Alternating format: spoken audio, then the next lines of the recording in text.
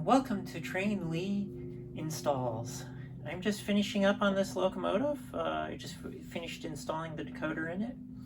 I'm Christine McNary and I did the install. With this particular locomotive, I chose to install another MS950 series decoder. It is installed in the main body of the locomotive, and I use a 6-pin connector, the same type as original, and the original connection to the tender for the sound and the power pickups.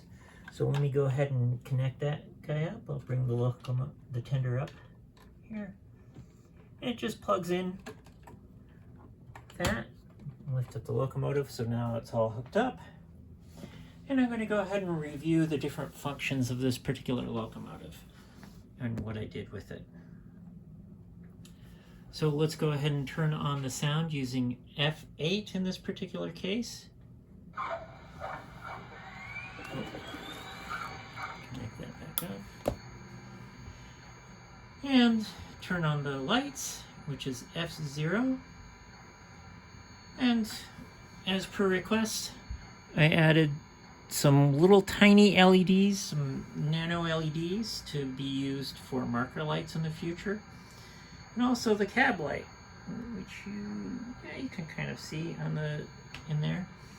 Now the cab light uses, again, the same features that I've done with some of the other locomotives in their cab lights. It automatically comes on with the when you turn on the headlights.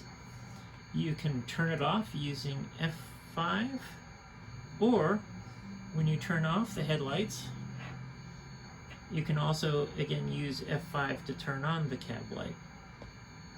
So I'll go ahead and turn the headlights back on. And then another feature that I do with the lighting on this particular locomotive is when the locomotive is forward, the headlight is at full brightness. When you go into reverse, the headlight dims. I'll back it up here a little bit. Unfortunately, it looks like it's flickering. That is the film. It is an LED light. They do flicker, but normally that's not perceptible by the human eye, just in the videos.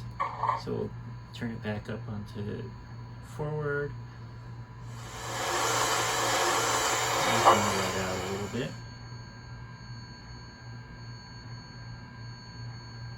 This is actually a very pretty locomotive. It is the Denver and Rio Grande, originally an LGB, and another fun feature besides your usual bells and whistles, F1 being your bell, F2 being your short whistle.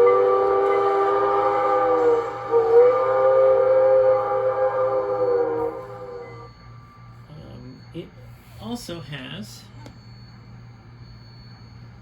I just turned on the smoke, so it might take it a second, but this smoke is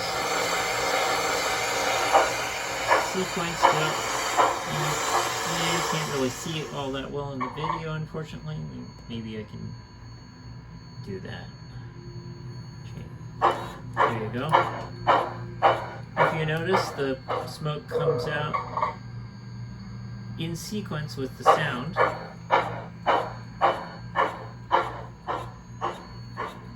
I know the light isn't blinking. It's just when I go in reverse, it dims it enough that you can see the LED.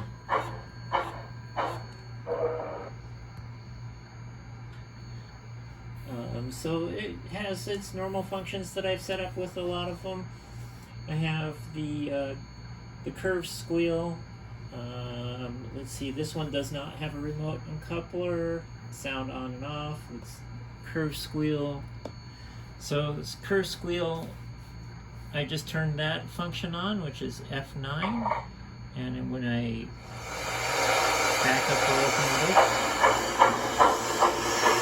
outside of the chuff, you can hear the wheels.